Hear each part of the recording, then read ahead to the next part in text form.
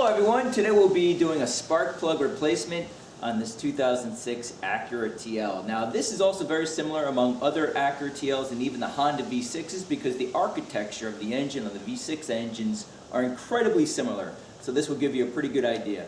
So let's get to it. Now the first thing I'm going to do is disconnect the negative terminal to the battery. And as you can see, the TL has a number of plastic covers everywhere. It's just a grommet right here that fits into a point, another grommet here. So just slightly pull it up and you'll have access to the battery. And this is a 10mm bolt here.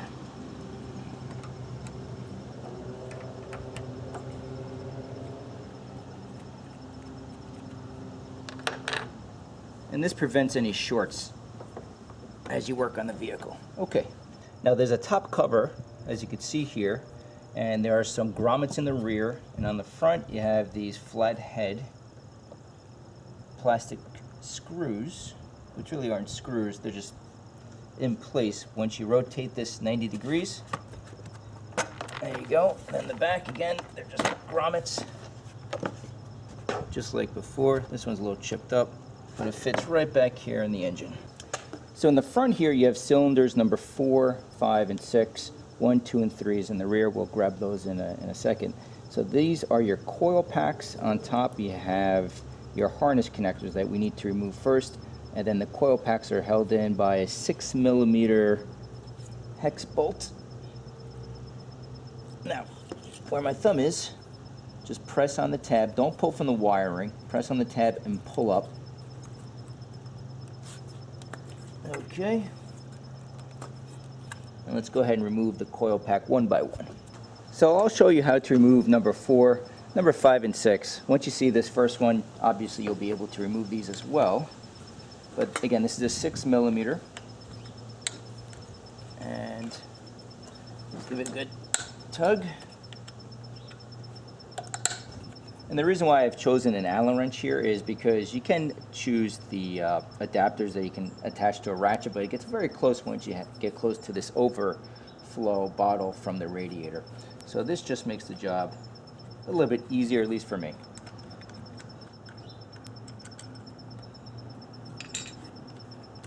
Okay. So this is your coil, and the spark plug, it lives down here in the engine.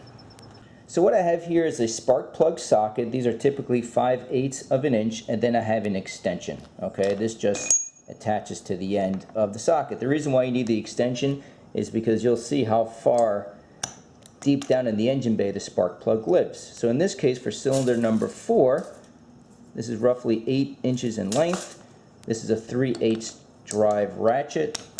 And for those of you that have worked on cars before, you know, this is very basic stuff, but I like to go through these things for the first time. For anyone doing this for the first time on their own. So again, extension, socket, ratchet. So again, the socket and the extension goes all the way down, and you'll, as you can see, I can twist it right now, but you'll feel when the socket touches the spark plug, and now I can't twist it anymore. I know that I'm on the spark plug. Okay, so you get your ratchet, and just, these can be pretty tight, but there you go.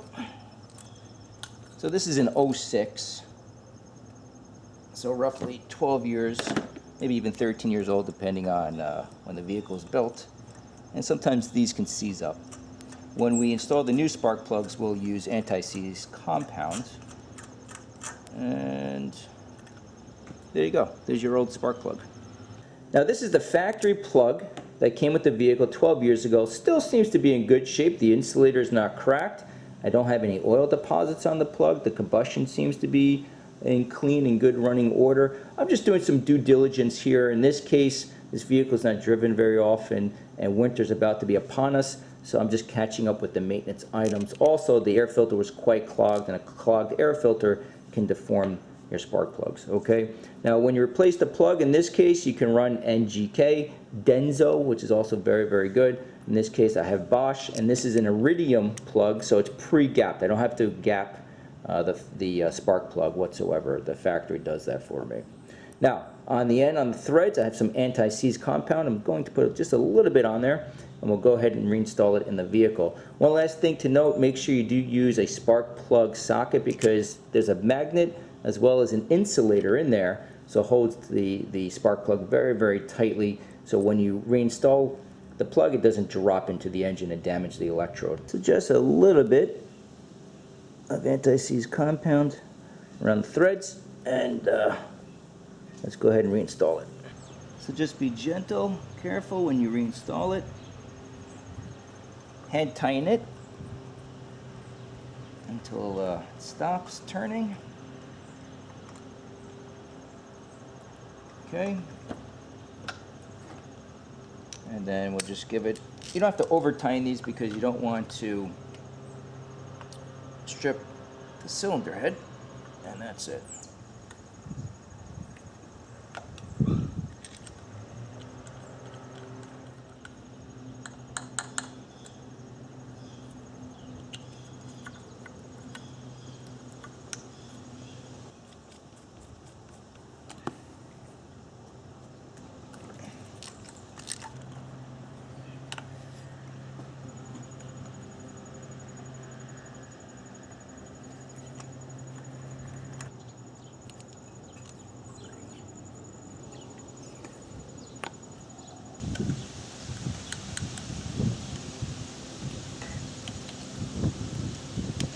Now before we remove number 6 here, the overflow coming from the radiator will be in the way. So on the bottom is, it looks like a 10mm bolt. We'll remove that and just lift this out of the way.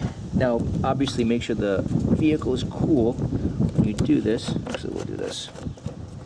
Okay, let me go ahead and get a wrench. So right where the wrench is, again, is where this bolt is located.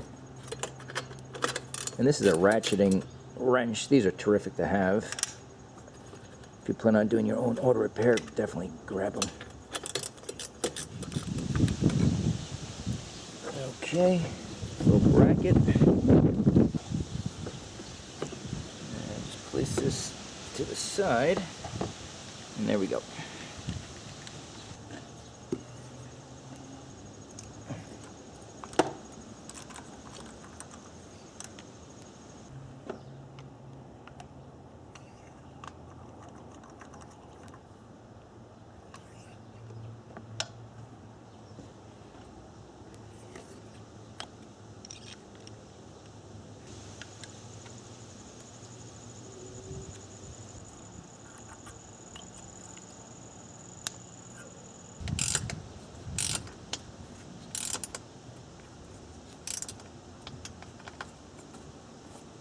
Now to get the cylinders 1, 2, and 3, we have to remove the strut bar, and to remove the strut bar, we have some plastic tabs here again. So right here is a tab. Pull that back.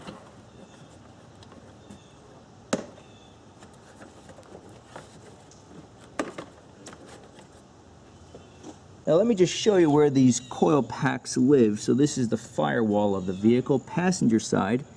That's cylinder number 1, cylinder number 2, and number 3 is right there. Now if you have small enough hands and enough strength, you can remove those coil packs without removing this strut bar. But that being said, I'm going to remove it just because I like having more working room, but it's also a lot easier to film. You'll be able to see what I'm doing with this removed.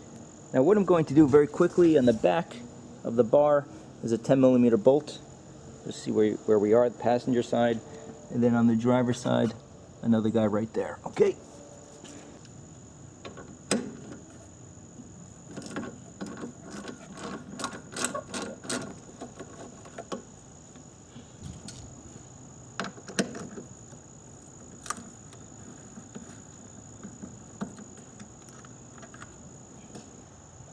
Okay, now these bolts are in fact not 13 but 12mm.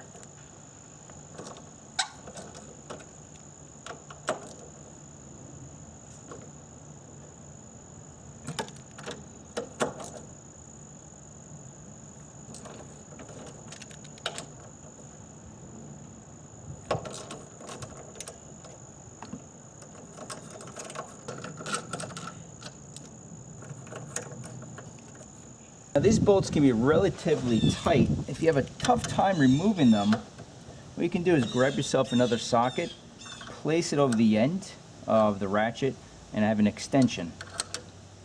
So this gives you a lot more leverage to break these loose.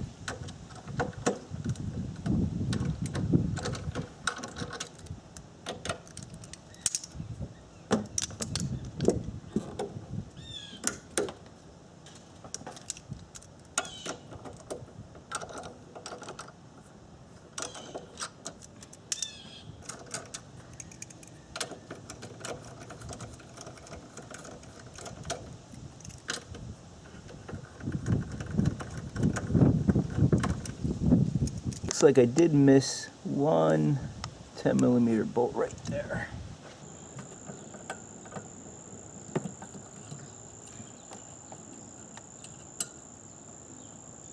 Now this has been on here for a number of years. Just trying to break it up here. Now it's still a little bit tight. I'm just taking a flathead. This is the strut mount on top. I don't want to scratch anything. Make sure everything is clear. Okay.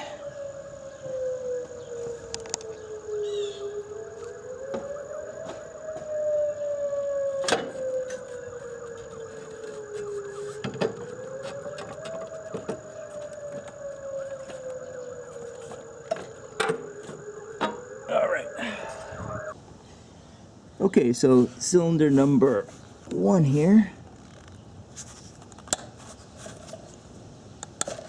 Okay. I like the Allen key again because it does give me some working room to do what I need to do here. Make sure it's nice and tight.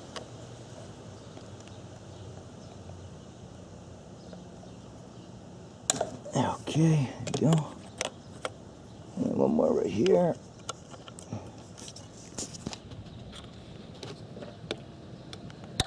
Okay.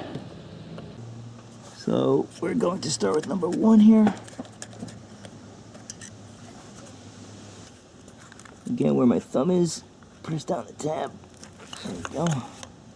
Should have done that first, but here we go. All right. So again, same extension, same socket. It's tight, but it fits.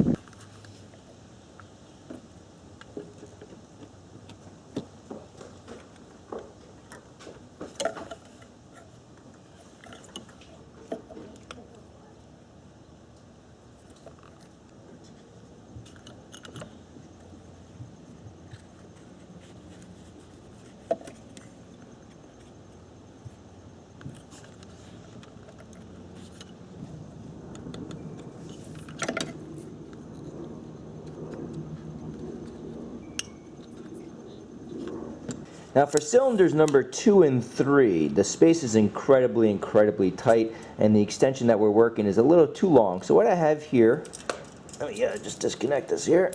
I have a small extension, which is 3 inches in length, and then I have a swivel head. You don't have to have a swivel head. This is really all I have, just to complete the right length. But ultimately, you need 4.5, 5 inches would be good. But this is going to work, okay? And again, if you use the 8-inch, it's just there just isn't enough room.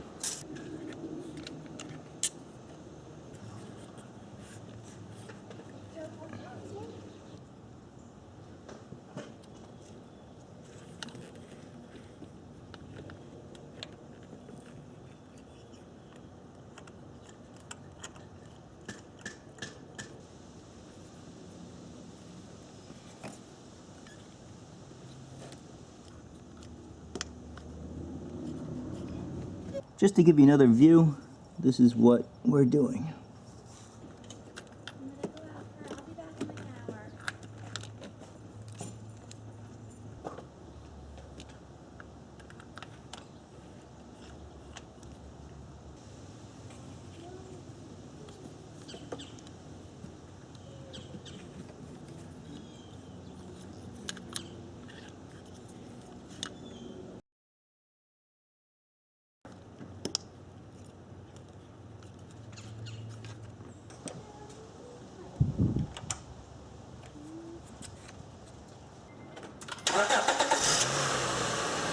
So just let the car run, make sure that everything is in good shape. As you can see, the RPMs are nice and solid, and you'll be in good shape. Thank you for watching, and we'll see you next time.